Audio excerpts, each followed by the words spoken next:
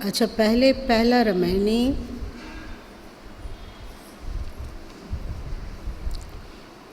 पहला रामायणी में कहा गया, अंतर ज्योति शब्द एक नारी, हरि ब्रह्मा ताके त्रिपुरारी। अंतर ज्योति मतलब परमात्म तत्व से, जो कि हम लोग सबके भीतर आत्मा के रूप से निवास कर रहे हैं, उन्होंने सर्वप्रथम एक नारी सृजन किया। उनके 3 पुत्र में हरि मतलब विष्णु, ब्रह्मा जी और शंकर जी। और इसी तरह की कुछ बात है कि जीव रूप एक अंतर्वासा, दूसरा रामायणी, जीव रूप एक अंतर्वासा, अंतर ज्योति किन्न प्रकाशा, इच्छा रूप नारी अवतरी। सभी जीवों में वो परतपर परमात्मा जीव रूप से वास करता है, कर रहा है।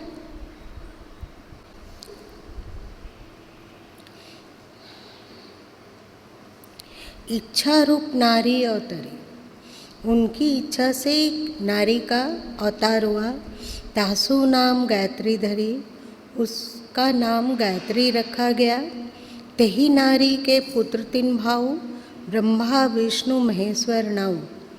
उसके 3 पुत्रों में ब्रह्मा, विष्णु और महेश्वर शंकर जी।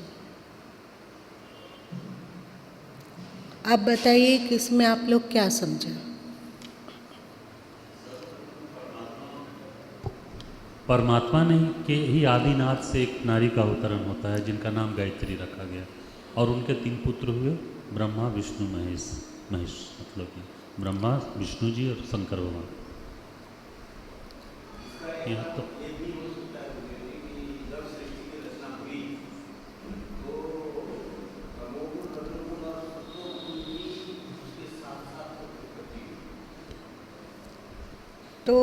सृष्टि के बाद में हुई या सृष्टि के समय ही हुई?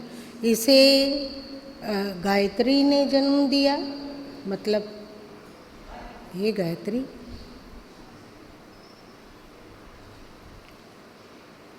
इच्छा रूप नारी अवतरी, तासु नाम गायत्री धरी। नारी को ही तो प्रकृति बोला गया ना यहाँ पर, जिनका नाम गायत्री रखा गया पड़ा। इसको आप महामाया कह सकते हैं। सर्वप्रथम परिचय इसमें कराया गया कि सभी प्राणियों के भीतर वो परमात्मा जीव के रूप से वास किया, ठीक है। और महाविस्फोट हुआ तो क्या हुआ? जो प्रकृति के अणु थे, कण कण थे, उसमें गति प्रारंभ हो गई। एक तरह से जब आपको बतलाया जा रहा था कि ओंकार का नाद, जो कि आपका शास्त्र कहता है सभी प्राणियों में और कण कण में है, बताया गया ओंकार का नाद। तो ये ओंकार का नाद कब गूंजने लगा? जब प्रथम बिग बैंग का विस्फोट हुआ, प्रथम उस क्षेत्र में विस्फोट हुआ, तो फिर क्या हुआ? जो प्रकृति जड़ थी, अचल थी, उसमें कोई गति नहीं था, उस प्रकृति के अणु परमाणुओं में फिर गति प्रारंभ हो गया। ये गति व्यापक है कि सिमटा हुआ है? व्यापक है। चाहे हम लोग आकाश के किसी भी ग्रह नक्षत्र इत्यादि में चले जाएं, वहाँ पर भी गति है।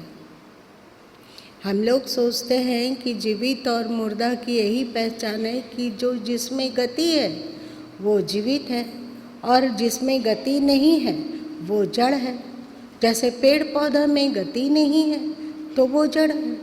चाहे ये पुस्तक में अथवा लाइट में अथवा पंखे में, इसमें गति नहीं है तो ये जड़ है, बोलते हैं ना।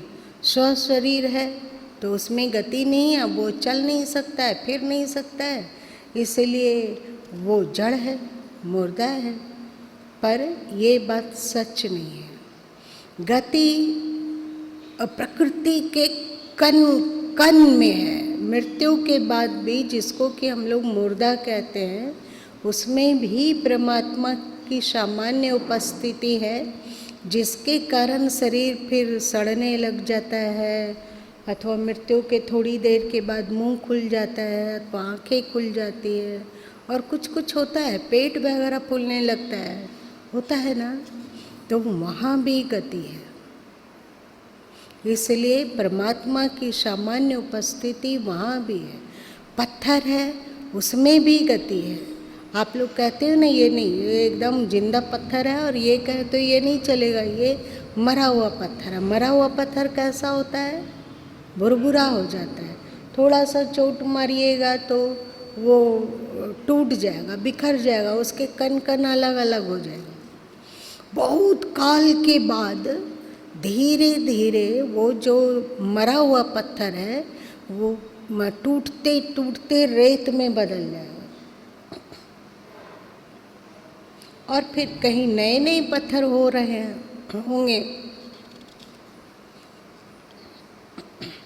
पत्थर भी मरता है, ये पता है ना आपको। इस पुस्तक में भी गति है। तो महाविस्फोट हुआ और प्रकृति में हलचल हुआ, स्पंदन होने लगा। यही है महामाया की उत्पत्ति, मतलब गायत्री की उत्पत्ति। और जब महामाया के अणु परमाणुओं में स्पंदन होने लगा तो फिर 3 गुणों की उत्पत्ति हुई। इसीलिए कहा गया कि उस गायत्री के 3 पुत्र हुए। उस गायत्री के 3 पुत्र हुए। रजगुण बीजक में कहाँ आया कि रजगुण तमगुण सतगुण, मतलब ब्रह्मा विष्णु महेश, 3 गुणों की उत्पत्ति हुई। और फिर महामाया और परमात्मा का साकाश, मतलब उपस्थिति, मतलब उनका सामान्य रूप से जो उनका सब जगह फैला हुआ है, ये गति क्यों है? वहाँ परमात्मा विशेष रूप से उपस्थित हो गया। हर अणु परमाणु में गति है, हर जगह। तारा भी देखते हो तो वैसे ठीक है कि वो हवा के कारण अथवा वहाँ का अलग अलग गैसों के कारण टिमटिम करता हुआ प्रतीत होता है, पर तारा में भी गति है। तारा भी नया नया बन रहा है, कहीं तारा मर रहा है, होता है ना। वैज्ञानिक कहते हैं कि एक दिन तुम लोगों का सूर्य बुझ जाएगा, मतलब उसकी रोशनी खो जाएगी। वे कहते हैं कि हम लोगों का सूर्य धीरे धीरे सिकुड़ता जा रहा है, बहुत धीमा, बहुत धीमा। अभी उसको उस घटना को घटने में कि सूर्य ब्लैक होल बन जाए, लाखों बरस लगेंगे। मतलब वहाँ भी गति है, बनने का, उपस्थित होने का, मृत्यु होने का, मतलब नष्ट हो जाने का, हर जगह में इसे देखा जाता है ना। ब्रह्मा विष्णु महेश्वर नार, तब ब्रह्मा पूछल महतारी को तोर पुरुष तू के कर नारी। तुम्हारा पुरुष कौन है? तुम्हें किसने बनाया? तुम किसकी सत्ता पाई हुई हो? किसके सत्ता से काम कर रही हो? स्वाभाविक प्रश्न है ना। तुम हम तुम और न कोई। जो तुम्हारे में है वही हमारे में भी है। जो तुमको गति दे रहा है वही मुझको भी गति दे रहा है। एक ही हुआ कि 2 हुआ? जो तुमको गति दे रहा वो हमें भी गति दे रहा, मतलब ब्रह्मा विष्णु गायत्री इत्यादि। तुम ही पुरुष हम ही तोर जोई। तुम यदि पुरुष हो, मतलब तुम्हारे भीतर जो आत्म तत्व है वो यदि परमात्मा का साक्षात अंश है, तो मैं तुम्हारी नारी हूँ, मतलब मैं तुम्हारा सृजन करने वाला ये आकार उकार, मैं प्रकृति हूँ।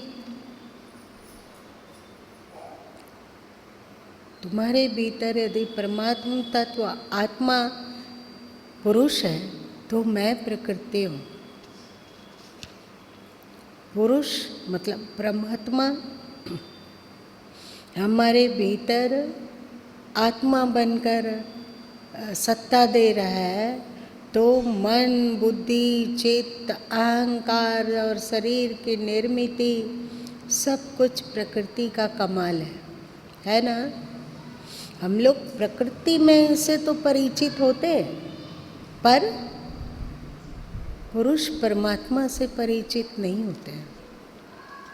हम लोग प्रकृति के इस लोथड़े को इतना अधिक महत्वपूर्ण समझ लेते हैं और इसमें इस तरह डूब जाते हैं, इस तरह इसमें खो जाते हैं, रम जाते हैं कि हमारे भीतर जो परमात्मा का वास है वो अनजाना अनदेखा ही रह जाता है।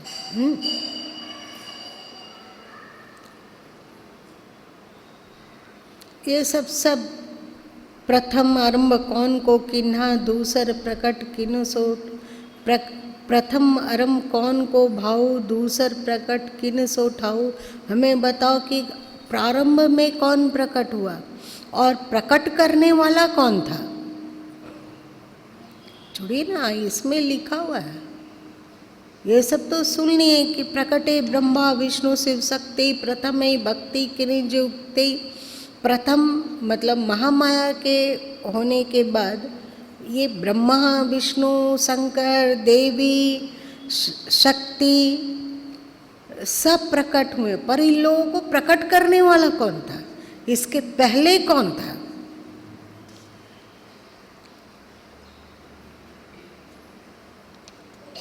दो बात है ना, एक प्रकट हुआ और एक प्रकट किया। प्रकट जब नहीं हुआ था तो उस समय कौन था, कौन था जो प्रकट किया, वो कौन है।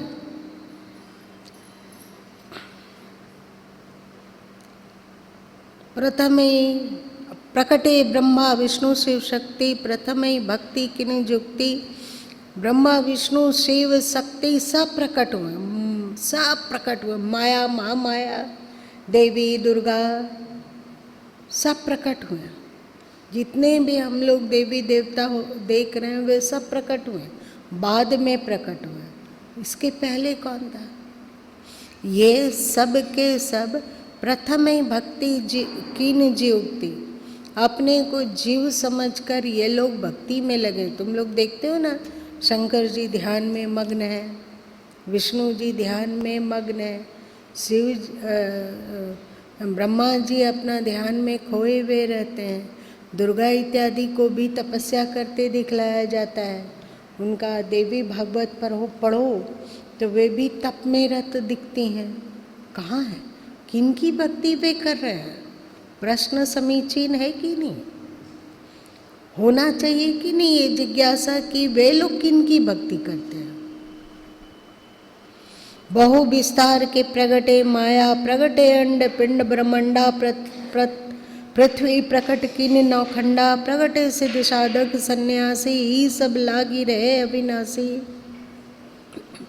ये सब प्रकट हुए और उस अविनाशी तत्व में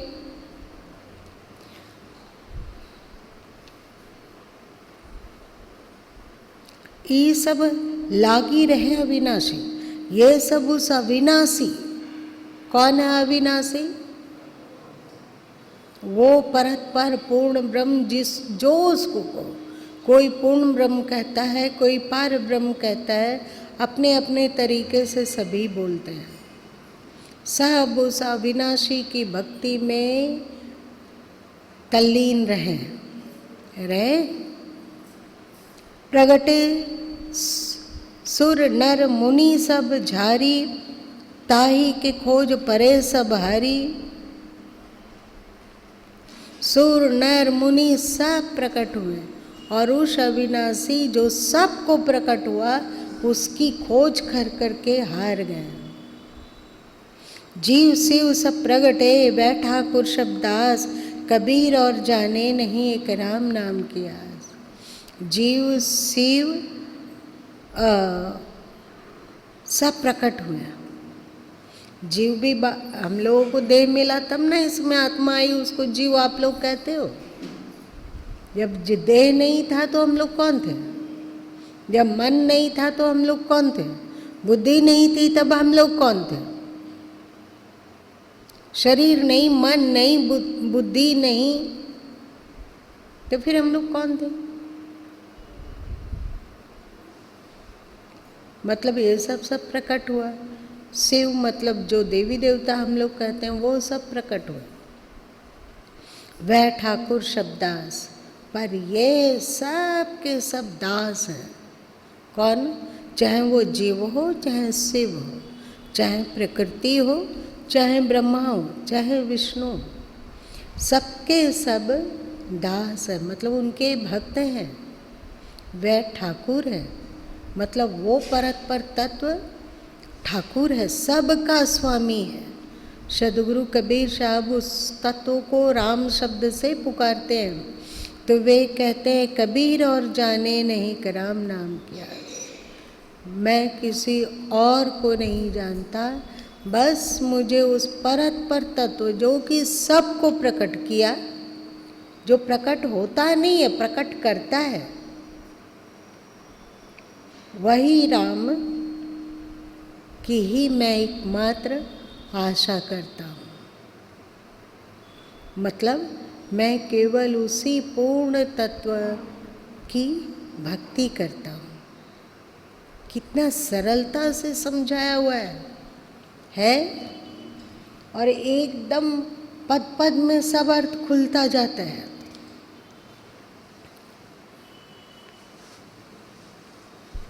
अब हम लोग उस राम को खोजेंगे कहाँ मिलेगा वो? चांद में मिलेगा कि तारा में मिलेगा, कि ग्रह में मिलेगा कि नक्षत्र में मिलेगा, कि पहाड़ पर मिलेगा कि नदी में मिलेगा, कि किसी तीर्थ में मिलेगा कि किसी धाम में मिलेगा? कहाँ मिलेगा वो? इसीलिए सदगुरु कबीर साहब को गाना पड़ा, तेरे घट में है राम तो काहे भटके रे। राम जिसके कि सदगुरु कबीर साहब भक्त हैं, वो राम तेरे घट में है। ठीक है कि बाहर में भी है, बाहर में भी है, पर तेरे घट के भीतर भी है। अब बताइए, आप शत्रुओं को मार डालना चाहते हैं, शत्रुओं पर विजय प्राप्त करना चाहते हैं, तो आप सबसे पहले किस शत्रु पर चोट मारेंगे? जो आपके सामने खड़ा होके तलवार उठाए हुए घात करने बैठा है, उस पर विजय प्राप्त करेंगे कि बॉर्डर पर चल के पाकिस्तान से युद्ध करेंगे? उससे बचोगे तुम तब तो वहाँ जाओगे, है कि नहीं? वैसे ही कोई चीज़ हो, मान लो कि तुम्हें मोमबत्ती की आवश्यकता है और तुम्हें पता है कि मोमबत्ती लाए हो तुम, तो उस मोमबत्ती को ढूंढने के लिए तुम पटना के बाज़ार में जाओगे पहले कि कलकत्ता के बाज़ार में जाओगे, कि दिल्ली में जाओगे, कि वृंदावन जाओगे? कहाँ जाओगे? कि गिरिडीह के बाज़ार में जाओगे? कहाँ जाओगे? घर में मोमबत्ती है और हाथ में मोमबत्ती है।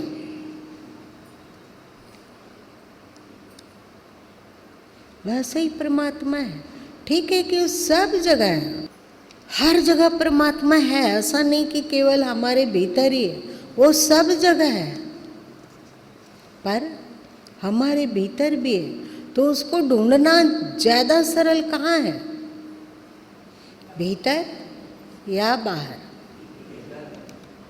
भीतर, ये सबसे निकट है। जब जरा गर्दन झुकाई देख ली, है कि नहीं? तो प्रथम चरण गुरु किन बिचारा, करता गावे सृजनहारा, कर में कह कह जग बोराया, शक्ति भक्ति के बांधिन माया। कर्म कर कर के संसार बढ़ा गया, करता गावे सृजनहारा। इसके भीतर जो परमात्म तत्व है, आत्म तत्व है, उसका जो अंशी है, वही कर्ता पुरुष है, सबको सृजनहार है, सृजने वाला है, सबका सृजन करने वाला है।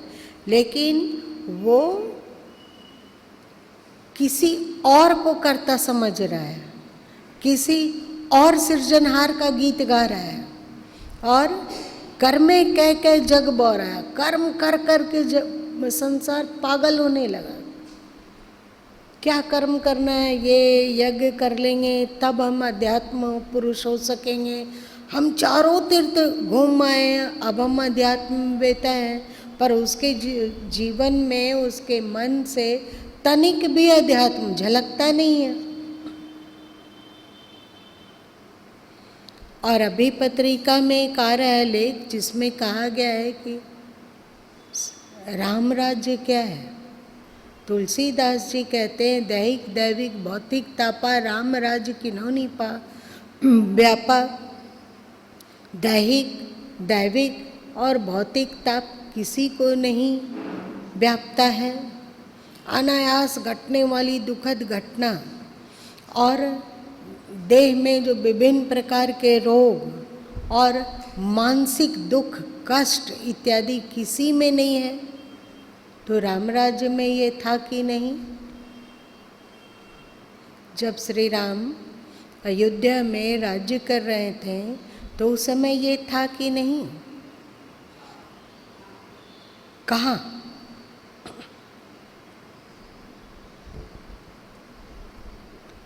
प्रजाजन सीता जी का निंदा में आक्रोशित होकर इधर उधर कर रहे थे, तो उनके भीतर हलचल, अशांति, दुख, क्षोभ था कि नहीं? राम जी को जब, श्री राम को जब लक्ष्मण जी का त्याग करना पड़ा, याद है ना काल इत्यादि की कथा? हाँ, तो जब राम जी को लक्ष्मण का त्याग करना पड़ा तो वे एकदम टूट गए। फिर बहुत दिन तक वे धरती पर नहीं रहे।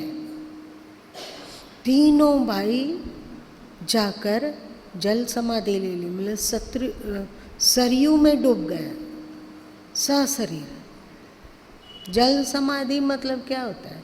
उस समय सरयू, गंगा इत्यादि में बहुत अधिक प्रवाह था, तो वहीं पे अपने शरीर को न्यौछावर कर दिया। जहाँ सरयू की धारा ले चले, जहाँ चोट मारे, जहाँ पर मृत्यु हो जाए, सब चलेगा। क्या नहीं, उस समय लोग इसको नहीं मानते थे। बहुत सारे संत लोग, जैसे कि विवेकानंद जी, वे एक संत से बहुत प्रभावित हुए। उस संत का नाम था पौहारी बाबा। जब रामकृष्ण परमहंस जी का शरीरांत हो गया तो उन्हें पता चला कि पौहारी बाबा नामक एक बहुत अच्छे संत हैं जो इसी तरह बहुत ज्ञानी हैं। तो वे पौहारी बाबा के आश्रम में गए और वहाँ निवास किए हैं और उनसे बहुत प्रभावित हुए, और इतने प्रभावित हुए कि उन्हें लगने लगा कि हमें इनसे दीक्षा ग्रहण करना चाहिए। वे अपने मन में इस बात को सोच ही रहे थे कि ऐसा उनको लगा कि एक पल के लिए रामकृष्ण परमहंस जी उनके अंतस में आए और उनको कस के धिक्कारे कि गुरु बदलने से ज्ञान नहीं मिल जाता है, मन बदलने से ज्ञान मिलता है। उनको कस के धिक्कारे तो फिर विवेकानंद जी पौहारी बाबा को प्रणाम करके आगे की ओर बढ़ गए, आगे की ओर बढ़े। पर वही पौहारी बाबा बहुत काल के बाद, मतलब करीब 1-2 साल के बाद, पता नहीं क्यों अपने हवन कुंड में पर्याप्त लकड़ी देकर स्वयं बैठ गए। जैसे संत ज्ञानेश्वर जी कैसे समाधिस्थ हुए थे, किन्हीं को याद है? बहुत गहरा गड्ढा खुदवाए, सब कोई उनके शिष्यगण, उनके और भाई लोग सब रो रो के कलप गए कि ऐसा मत करो, ये मत करो, ये मत करो। और उनकी उम्र भी कितनी थी? मात्र 21 साल कुछ दिन थी। ये गलत है, एकदम बिल्कुल गलत है। चाहे वे पौहारी बाबा हो, चाहे ज्ञानेश्वर जी महाराज हो, चाहे और कोई, ये सब कृतित्व हमारा आदर्श नहीं बन सकता है। चाहे श्री राम ने सरयू में अपने तन को झोंक दिया, ये सब आदर्श हमारा नहीं है। श्री कृष्ण है, उनका चोला त्याग हुआ, उन्होंने व्याधा के बाण को स्वीकार किया और फिर मृत्यु को गले लगा लिया, बहाना। तो ऐसा हुआ करता था पहले।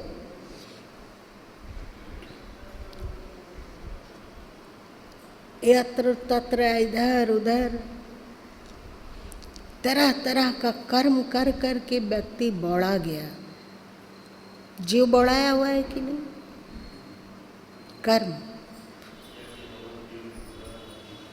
और भी बहुत सांसारिक काम हो, चाहे और कुछ पारलौकिक कार्य हो, सब सोचते हैं कि जितना ज़्यादा हम कर सके वही ठीक। आज गुरु माँ के दिमाग में एक बात आ रही थी कि जो श्री कृष्ण गीता में कहते हैं कि अर्जुन तू विवश होकर कर्म करेगा। तो हम लोग विवश होकर कर्म करते हैं या नहीं करते हैं? क्या करते हैं बताइए? हाँ, कौन सा कार्य?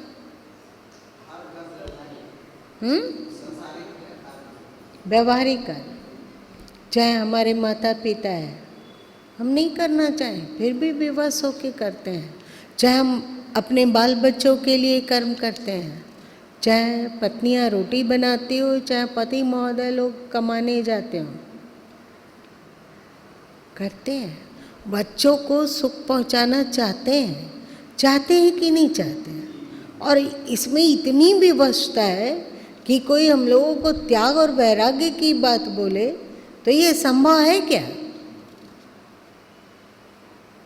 ये संभव है कि हम अपने परिवार के लिए सोचना छोड़ दें, हम अपने परिवार के लिए कुछ करना छोड़ दें, हम अपने परिवार को कैसे सुख पहुंचाएं? ये स्वभाव छोड़ दें। किसको किसको लगता है कि ये संभव है? हाथ उठा लो जो जरा हिम्मती जैसे।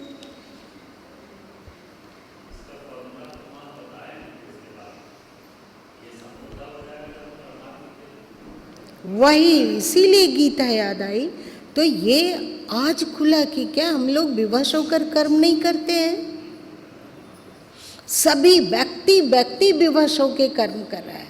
स्वाभाविक एक उसको कशिश होती है, खिंचाव होता है कि नहीं परिवार के लिए कुछ करना है, परिवार को सुख पहुंचाना है। चाहे परिवार में कोई भी आता हो, बेटा बेटी, पति पत्नी, माँ बाप, भाई बहन, कोई भी आता हो, चाहे हमारा राष्ट्र आता हो, देश ही क्यों ना आता हो, हम लोग एकदम विवश होकर कर्म करते हैं। तो आज सुबह लगा कि अरे इस ओर तो कभी दृष्टि बढ़िया से गई नहीं, गई तो थी पर इतना ही स्पष्ट हो कि दृष्टि नहीं गई। तो लगा ये विवश होकर जो कर्म किया जा रहा है, विवश होकर परिवार से जो प्रेम हो जा रहा है, कितना अच्छा है यदि उसे हम गीता के रंग में रंग दें। सुख दुख के समय कृत्वा, बढ़िया से कर्म करो, पर मन मना भव मद भक्ता मध्याय जी माम नमस्कुरु, त्वमेव शरणम गच्छ सर्वभावे न भारता। तो धन्य धन्य हो उठा दिल दिमाग कि ये फार्मूला तो इसका, इस फार्मूले का प्रचार होना चाहिए।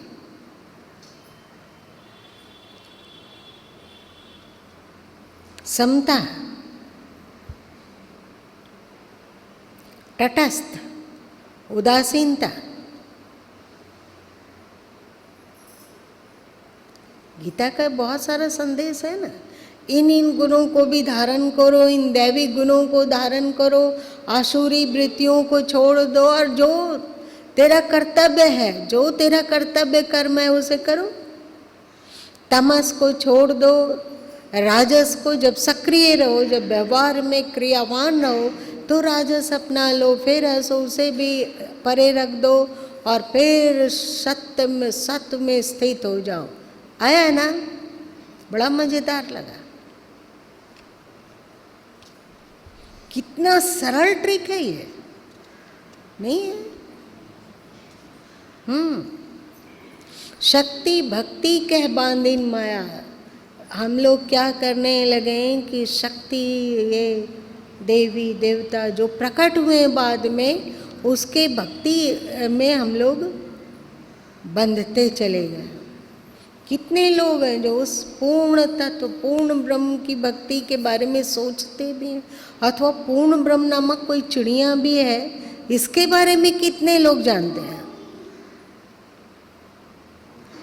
हम लोग पूछते हैं, आप तो सत्संग से जुड़े हुए हैं, अभी आप बताइए गिरिडीह में कितने लोग जानते हैं?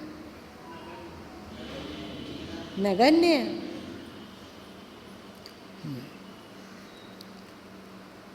अद्भुत रूप जाति के बानी, उपजी प्रीति रमैनी ठानी। ये अद्भुत रूप और जाति और अलग अलग वचन, वाणी मतलब वचन, वाणी जाल। आप उपनिषद 10-11 है वो पढ़ो, आपके अंदर की ज्ञान की आंखें खुल जाएगी। पर आप पुराणों को पढ़ो और स्मृतियों को पढ़ो तो आपकी जो भी आंखें खुली हुई है वो बंद हो जाएगी। क्यों?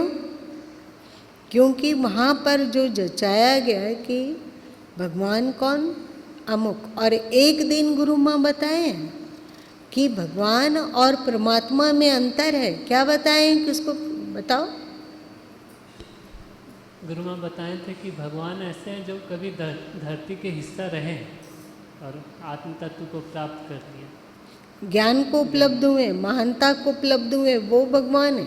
जैसे भगवान महावीर, जैसे भगवान बुद्ध, जैसे भगवान राम, जैसे भगवान कृष्ण, जैसे भगवान शंकर, जैसे भगवान विष्णु, ये हमारे पूर्वज हैं। इन्होंने उस परत तत्व को पहचाना, पर ये भगवान है, हमारे आराध्य पूजनीय है, हमारे पूर्वज हैं।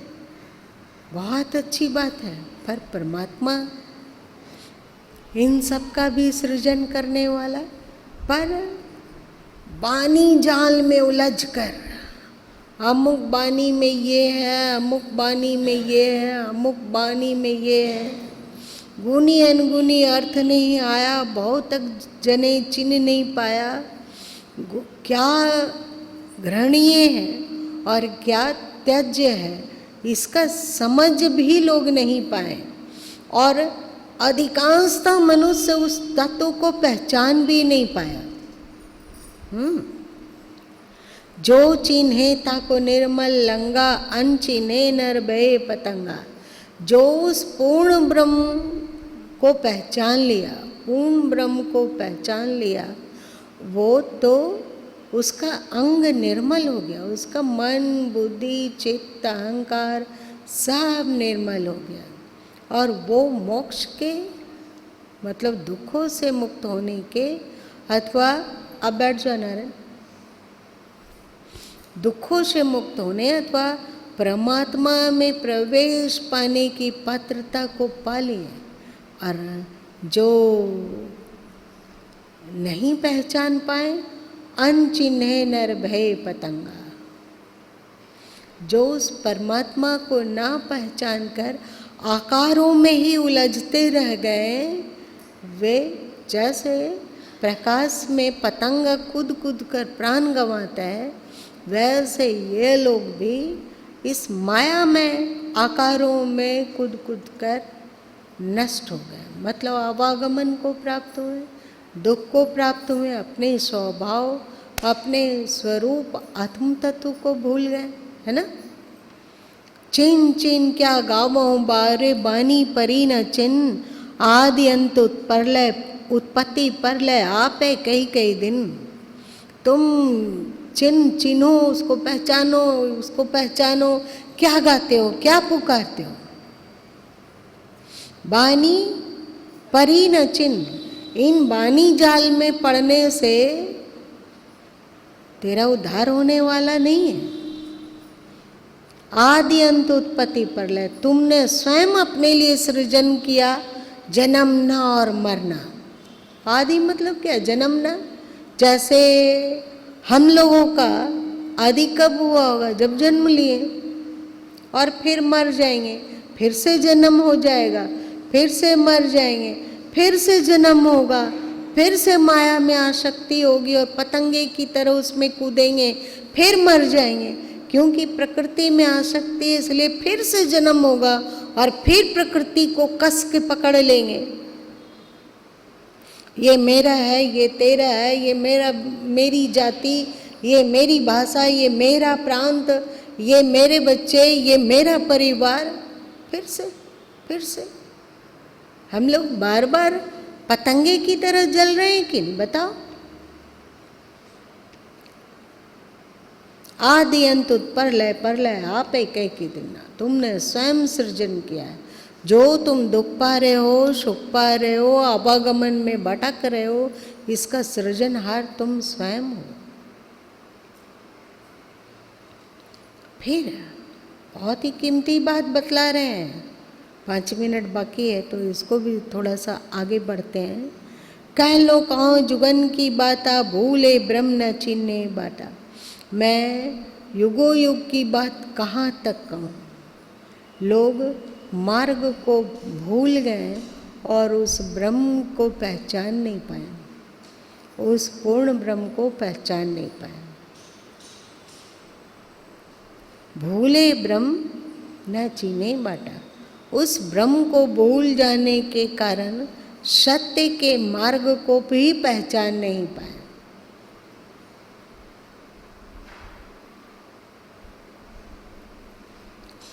हरिहर ब्रह्मा के मन भाई, बीबी आखर ले जुक्ति बनाई। तब हरि, विष्णु, हर, शंकर जी और ब्रह्मा जी के मन में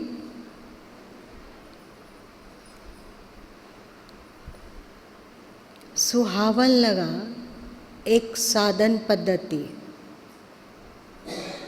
एक साधन पद्धति ब्रह्मा, विष्णु और शंकर को सुहावन लगा।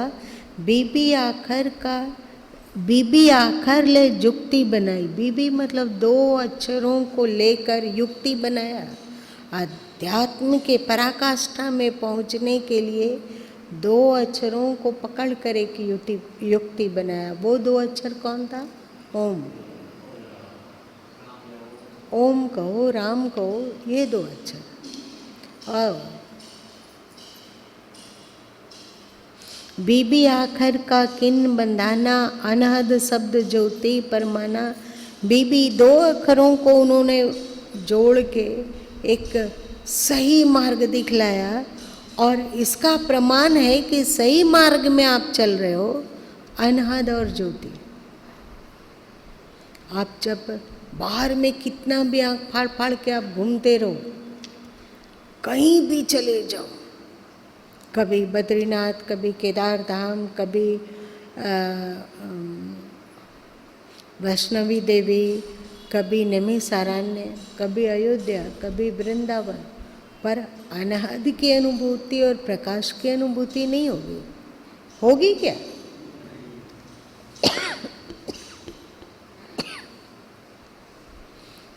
अनहद सप्त ज्योति परमान स्वरूप बतलाया कि आप सही मार्ग में चल रहे हो। इसकी पहचान है कि आपके भीतर अनहद नाद गूंजने लगा और आप रंग बिरंगे प्रकाश से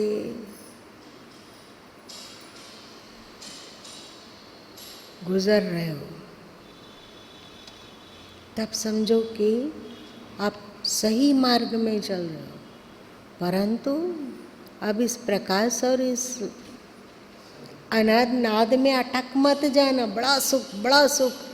जब ये नाद गूंजता है तो अंदर मदहोश होता है, आनंद छलक पड़ता है।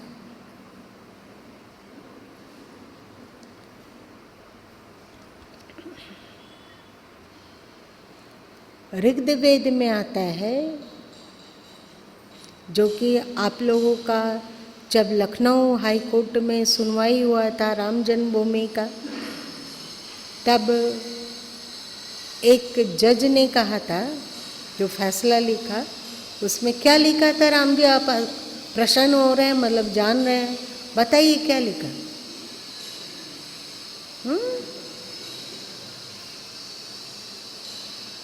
कोई नहीं जान रहे हो?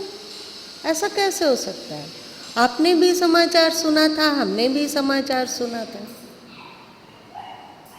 उन्होंने लिखा कि सृष्टि के पूर्व केवल तम था, उसमें कौन सांस ले रहा है किसको क्या पता। ये ऋग्वेद का मंत्र है, इसे उन्होंने उद्धृत किया।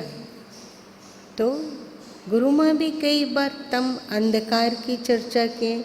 बताओ ये अंधकार क्या है?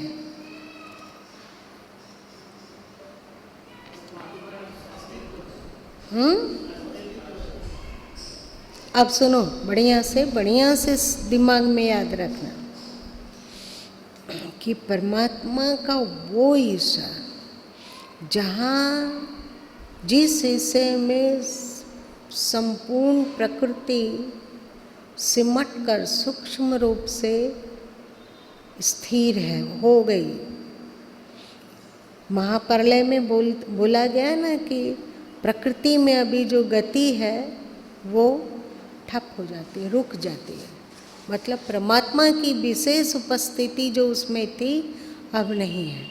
तो जैसे अभी पंखा चल रहा है, तो पंखा में तो इतनी ताकत है कि आप स्विच काट दो तो भी थोड़ी देर तक वो घूमता है। पर लाइट है, उसको स्विच काटो तुरंत अंधकार बुझ जाता है ना। तो वैसे ही है, जब परमात्मा ने वहाँ से अपना अस्तित्व, विशेष अस्तित्व की उपस्थिति को समेट लिया, तो वो सूक्ष्म होकर परमात्मा के ही एक अंश में स्थिर हो गया। परमात्मा का ये जो अंश है, जहाँ पे प्रकृति महाप्रलय की नींद में सो रही है, सूक्ष्म होकर स्थिर हो गई है, उस स्थान को तम कहा जाता है। और यदि हमारी गति इसको लांघने की हो सके, मतलब हम इस जहाँ जिस हिस्से में प्रकृति प्रसुप्त अवस्था में है वहाँ से आगे बढ़ सकें, तो जो सदगुरु कबीर साहब कहे मानो सूरज सैन, ऐसा लगता है कि वहाँ सूर्य की सेना ही हो। मतलब बहुत ज़्यादा प्रकाश, बहुत ज़्यादा आनंद, बहुत ज़्यादा गुरुत्वाकर्षण, बहुत ज़्यादा, कि आप अक्षर तत्व के मुहाने तक पहुंच जाते हैं। आश्चर्य में लिखा हुआ है। तो वहाँ स्वाभाविक ही आप परमात्मा के विशेष आकर्षण में खींचते हुए उस परत पर तत्व में पूर्ण ब्रह्म में समाहित हो गया। आप उस मार्ग पे सही सही चल रहे हैं। इसकी पहचान में अनहद नाद और प्रकाश का दर्शन है। ये अभी जो हम लोग प्रकाश का दर्शन करेंगे ध्यान काल में, वो भी सब क्या, सब आर्टिफिशियल है, प्राकृतिक है। और जो नाद हम सुन रहे हैं ओंकार का नाद, वो नाद भी सत्य नहीं है। उस नाद को पकड़कर ये नाद उठ कहाँ से रहा है? कौन है जो इस नाद को सत्ता दिए हुए है? तो वहाँ डूबते डूबते डूबते अक्षर ब्रह्म, और अक्षर ब्रह्म तक पहुँचते पहुँचते पर तत्व ब्रह्म जो कहना है सो को उसके आकर्षण में बंद कर हम लोग उसमें समाहित हो जाते हैं। गुरु माँ आश्चर्य में एक उदाहरण दिए हैं कि पहले हम लोग पचीसी खेला करते थे। क्या कौड़ी पचीसी क्या कहते हैं? आप लोग भी खेले हैं क्या? हाँ। तो सभी गोटियां माथा पर रहती है और फिर उसे एक निश्चित संख्या कौड़ी को डाल डाल के अगर आ गया तो कौड़ी निकल गई। उसके बाद कौड़ी की यात्रा शुरू हो गई। निकली की कौड़ी की यात्रा शुरू, पिटाते कुचाते मार खाते अगर पूरा घूम के वो आके फिर से वहीं पर पहुंच जाए जहाँ से निकली थी, तो उसको हम लोग क्या बोलते हैं? लाल। लाली में देखन मैं भी गई, मैं भी हो गई लाल। तो ये साधन पद्धति से हम फिर से जहाँ से बाहर आए, जहाँ से निकले, जहाँ से प्रादुर्भूत हुए वहाँ पहुँच जाएंगे। अनर्थ शब्द ज्योति, अक्षर पड़ी गुनी राह चलाई सनक सनंदन के मन भाई। इस अक्षर को पढ़कर गुणवानों ने, ज्ञानियों ने राह चलाया। कौन सा राह? यही तुम कह दो इसको संभवी मुद्रा को, मतलब आज्ञा चक्र से होते हुए धीरे धीरे परत पर तत्व में पहुंचना। सनक सनंदन के मन भाई, सनक सनंदन को भी ये मार्ग प्यारा लगा। वेद कितेब किन विस्तारा फैली गैल मन अगम पारा। फिर और जो लोग थे, सनक सनंदन को तो बहुत अच्छा लगा, पर और जो अधकचरे ज्ञानी लोग थे उन्होंने वेद किताब का विस्तार। आप लोग 14वां रामायणी पढ़ो, क्या है 14 रामायणी में जरा बताइए।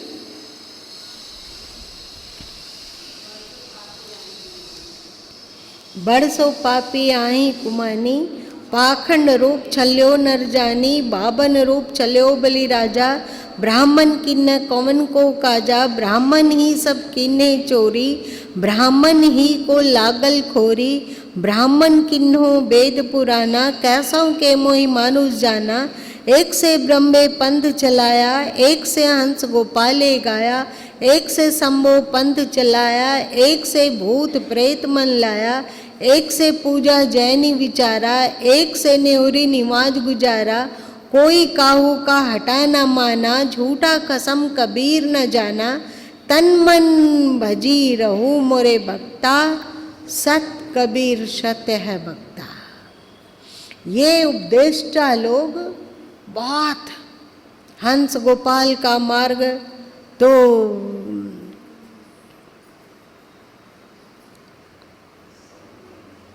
शैव का मार्ग तो ब्रह्म का मार्ग चलाया, तो हंस गोपाल का मार्ग चलाया, तो भूत प्रेत पूजने वाला मार्ग चला दिया, तो एक जैन लोग अलग तरीके का मार्ग चला दिए, एक ऐसे निहुर निहुर के झुक झुक के नमाज करने वाला चला दिया।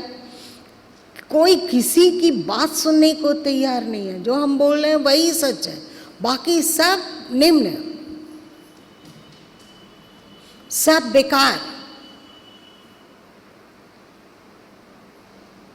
हम है सो हम है, जो हम मान रहे हैं, हम जो जान रहे हैं वही सही है। सब आपस में लड़ा झगड़ी कैसा हो रहा है देखो।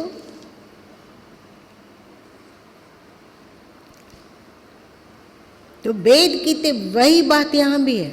बहुत सारे शास्त्रों का विस्तार हुआ, फैली गैल मन अगम अपार, और मन फैलते गया, शास्त्र बनते गया, मन फैलते गया। पहले शुरू में 4 वेद था, जो कि सदगुरु कबीर शाह कहे ना, बाखरी एक विधाते की नाम, 14 ठहर पाठ सुनना। बाखरी मतलब क्या? जब वाणी का उच्चारण हुआ, मतलब वाणी का सृजन हुआ, उसके बाद उस सृजनहार परमात्मा ने बाखरी,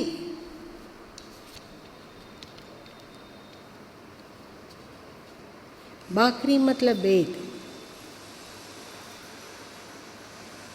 वेद से थोड़ा नीचे घस के ये उपदेष्टा लोग तो संहिता, संहिता से और नीचे उतरे तो स्मृति, उससे फिर से कोई उसमें जो ज्ञानी जन थे उन लोगों ने फिर से वेद को प्रतिपादित करके मूल रूप से जो 11 उपनिषदें हैं उसका निर्माण, और उसके बाद फिर ढेर सारे शास्त्रों, पुराणों, ग्रंथों का निर्माण होता गया। तंत्र ये तो वो, कुछ शिव जी के नाम पर गढ़ दिया गया, कुछ किसी और का वार्ता के रूप में दिखला दिया गया। ये वार्ता सही है कि गलत कोई नहीं जानता है, पर क्योंकि अमुक में लिखा हुआ है कि नहीं? अमुक में लिखा हुआ है, तो लिखा हुआ है तो उसमें जो सार है उसको पहचानने की हमें ताकत नहीं है। तो दूध पी रहे हैं पर मक्खी के साथ, मक्खी के अंदर में कौन कौन सा इन्फेक्शन होगा जो पेट में जाकर क्या उपद्रव करेगा। मक्खी जब भोजन में बैठती है उसको खाने से पहले हैजा हो जाता था, होता था। तो यदि पूरी मक्खी निगल लिया जाए तो क्या हालत होगा। तो हम लोग इन शास्त्रों में पढ़कर ढेर सारे अंधविश्वास और प्रोपगंडा को निगल लिए। इसके कारण मन और अधिक फैल गया। चौदिशी भक्तन बांधल बाटी, चारों दिशाओं में, चारों युगों में भक्तों ने अपना अपना मार्ग बनाया। हमारा ये मार्ग है, हमारा वो मार्ग भी है ना। समझी न परल मोटरी फाटी, परंतु सत्य परमात्मा समझ में नहीं आया और मोटरी फट गई, मतलब शरीर मृत्यु को प्राप्त हो गया। भय भय पृथ्वी दौ दिस धाव्य, अस्थिर न होए न औखद पावे। वस्तुतः यहाँ अस्थिर है, पर इस यहाँ पे स्थिर है। वास्तविक अर्थ यहाँ स्थिर है। समझी न भय भय पृथ्वी दौ दिस धावे, तो माया के डर से और ये इस डर से कि हमें वो परमात्मा कैसे मिलेगा, कहाँ, तो भय के कारण यत्र तत्र लोग भागते रह रहे हैं। हम शूद्रों को नहीं सताएंगे। अगर शूद्र से प्रेम करते हैं, शूद्र के साथ बैठ के खाना खाते हैं, तो हम स्वर्ग से च्युत हो जाएंगे, हम पापी हो जाएंगे, हमारा धर्म भ्रष्ट हो जाएगा, फिर हम नरक में गिरेंगे। ये क्या है? भय है कि नहीं? हम अब इस्लाम अनुवर्ती हैं। यदि काफिरों को नहीं काटे, नहीं मारे, जो इस्लाम की निंदा नहीं करता, जो इस्लाम की निंदा करता है उसको सुला ना दे मौत की नींद, फिर तो हम काफिर कहलाएंगे और दोजख में चले जाएंगे। कोई जन्नत के लिए, कोई स्वर्ग के लिए, कोई धर्म कमाने के लिए, कोई दीने इलाही को सुरक्षित रखने के लिए भय के मारे लोग यहाँ वहाँ दौड़ रहे हैं। अरे भाई यहाँ पर त्रुटि हो गई, भगवान की भक्ति में यहाँ त्रुटि हो गई, अब तो मेरा बेड़ा गर्क होना ही है, यहाँ गड़बड़ हुआ, इस कारण कुष्ठ फूट गया। संतोषी माता के कहानी में आप लोग देखे थे ना कि उनकी भाभी इमली डाल दी तो उसके शरीर में कुष्ठ आ गया।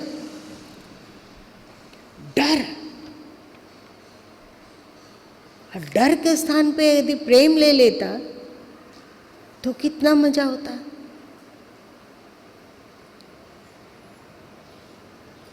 हम लोगों का बाल बच्चा गलती करता है तो क्या हम उसका गला टिपते हैं? तो वो कैसे हमारा गला टिपने लगेगा? जो हमारे लिए उचित होगा सो करेगा। तो भय भय पृथ्वी दहुदिसी धावे, स्थिर ना होए ना औखत पावे। कोई स्थिर होता नहीं इसलिए दवा पाता नहीं। स्थिर मतलब आक्रिय अवस्था, स्थिर मतलब परम मौनता। यदि जो 3 संध्या बताए हैं तो आपके ऋषि लोग सुबह दोपहर शाम, जब रात और सुबह मिलता हो तो एक संध्या, मतलब एकदम ब्रह्म मुहूर्त। जब ये सवेरा मतलब प्रभात जब दोपहर में प्रवेश कर रहा हो तो दूसरा संध्या, लगभग 12 बजे अथवा 11 बजे और 12 बजे का बीच का समय। और तीसरा संध्या जब ये दोपहर संध्या में प्रवेश कर रहा हो, मतलब लगभग गर्मी के दिन में लगभग 5:30 बजे, जाड़ा के दिन में लगभग 5 बजे। इसी तरह अगर इसमें हम लोग 1-1 मिनट के लिए भी स्थिर हो पाए, स्थिर, भले ही आप आधा घंटा ध्यान में बैठो, पर यदि 1 मिनट 2 मिनट के लिए भी स्थिर हो पाते हो तो हम वहाँ की शांति, वहाँ के सुकून को समझ सकते हैं। पर स्थिर होए नहीं औखद पावे। कोई स्थिर होना नहीं चाहता है। कोई ध्यान की भी चर्चा कर रहा है, ध्यान का भी प्रचार कर रहा है, तो बोला जा रहा है कि तुम देखो कि तुम शरीर से निकल गए और ऊपर उठते हुए परत पर तत्व एक प्रकाश पुंज वहाँ पे परमात्मा रहता है, उसमें चले गए, उसमें प्रवेश किए और वहाँ से शक्ति आकर अंदर फिर लौट आया।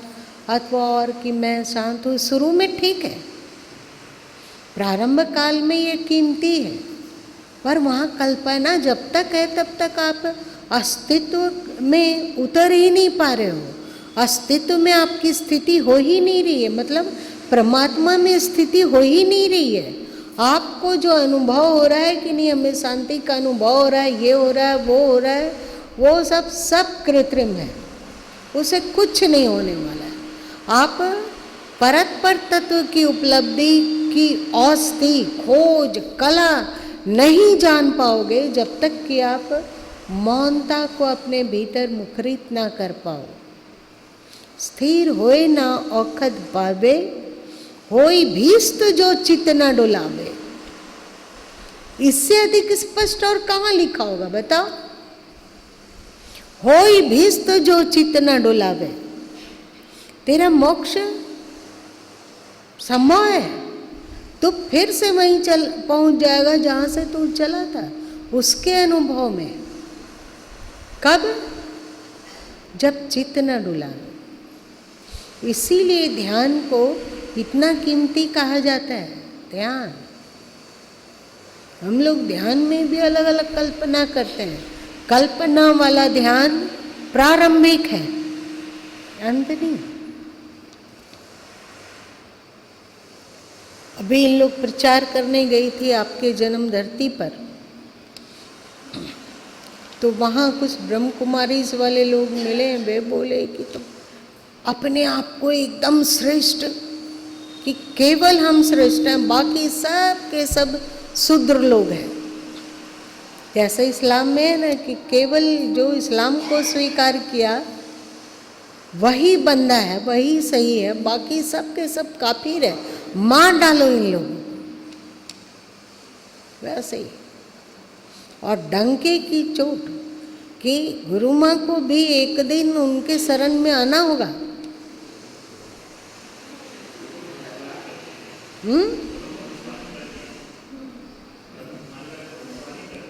हाँ, कि एकमात्र यही पथ है।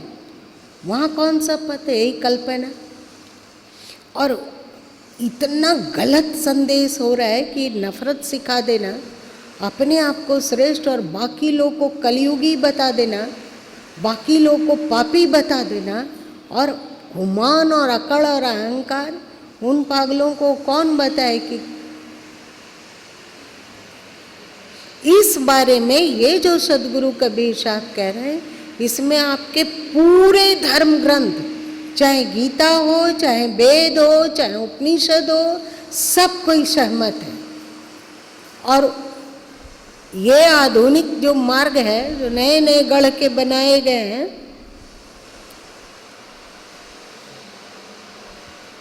वे सब के सब कृत्रिम है। इसमें सभी सहमत है, चाहे रामचरितमानस हो, चाहे गीता हो, चाहे वाल्मीकि का रामायण हो, चाहे उपनिषद हो, चाहे वेद हो, सब सहमत है।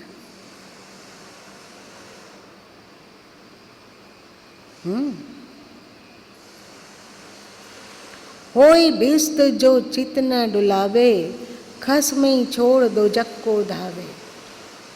जो इस परत पर तत्व को छोड़कर अन्यत्र भटकता है, वो नरक में जाने का ही मार्ग प्रशस्त करता है। तो ध्यान में हम थोड़े थोड़े पल के लिए इस तरह हो जाएं, जब कोई भी चित्त न डुलावे। और में व्यवहार काल के लिए भी हमारे शास्त्रों में रित है ना। गीता में बड़ा सिस्टमेटिक ढंग से लिखा हुआ है। आप 16वां अध्याय पढ़ लीजिए, 17वां अध्याय पढ़ लीजिए, त्रैगुण विभाग योग 17वां अध्याय, और दैवी संपदा, दैवी आसुरी संपदा योग 16वें अध्याय में, 12वें अध्याय में, 13वें अध्याय में बढ़िया से उसका अध्ययन कीजिए और व्यवहार काल में तदनुरूप ही व्यवहार कीजिए। हो गया मोक्ष, हो गई शांति। मोक्ष मतलब क्या? विकारों से छूट जाना। जब तक तुम्हारे मन में विकार है, तब तक तुम्हारा भीतर कभी स्थिर होगा क्या? क्या आप कोई चित्त न डुलावे वाली स्थिति को प्राप्त कर सकेंगे?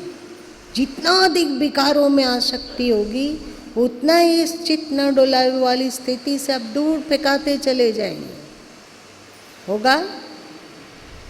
तो इन विकारों से मुक्त होने का मार्ग इसमें है, बीजक में भी है, गीता में सिस्टमेटिक ढंग से है। पूरब दिशा हंस गति होई है, समीप संधि बूझे कोई। पूरब दिशा मतलब तुम्हारे बहुत निकट हृदय में ही हंस, जो क्षीर और नीर का विवेकी है, मतलब जो सार और आसार को पहचानता है, वो जानता है कि पूरब दिशा में ही उसकी गति होनी चाहिए, मतलब अंतर्मुखता होनी चाहिए। है समीप संधि बूझे कोई, उसमें प्रवेश करने का मार्ग बहुत समीप है। कहाँ है वो? किसी स्त्री को प्राप्त करने से वो मार्ग मिल जाएगा, किसी पुरुष को प्राप्त कर लेने से वो मार्ग मिल जाएगा, 4-6 बच्चे हो तो क्या मार्ग मिल जाएगा, क्या बच्चे ना हो तो मार्ग मिल जाएगा, कोई गृहस्थ है तो मार्ग मिल जाएगा, कि कोई विरक्त है तो मार्ग मिलेगा, किसको मिलेगा मार्ग?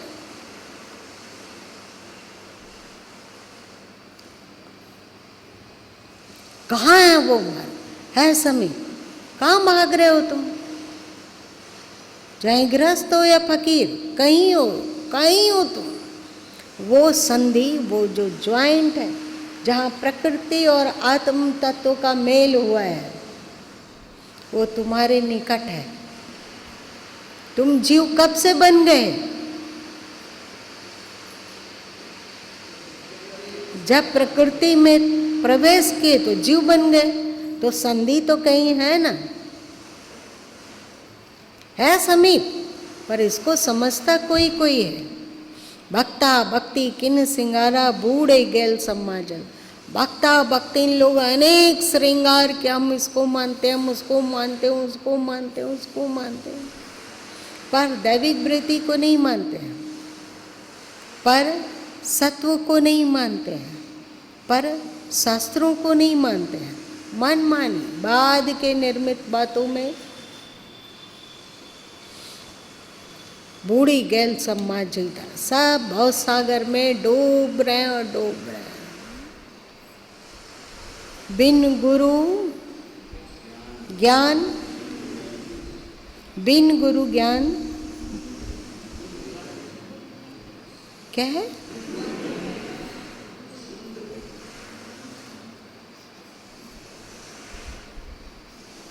खशम कही मिली बात, जुग जुग सोई कहवाइया, काहू न मानी बात। ज्ञानी संत लोग युग युग से चिल्ला चिल्ला कर कह रहे हैं, पर कितने प्रतिशत लोग इस बात को मानेंगे? कितने प्रतिशत मनुष्य? इक्के दुक्के।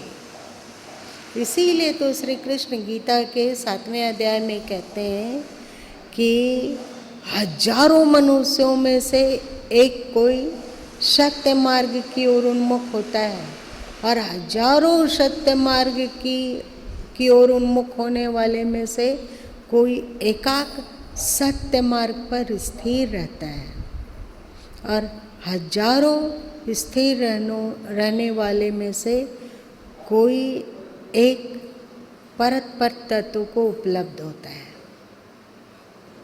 आज इतना ही रहने दो। देखिए बीजक में कितना कीमती और गूढ़ बातें हैं, है ना?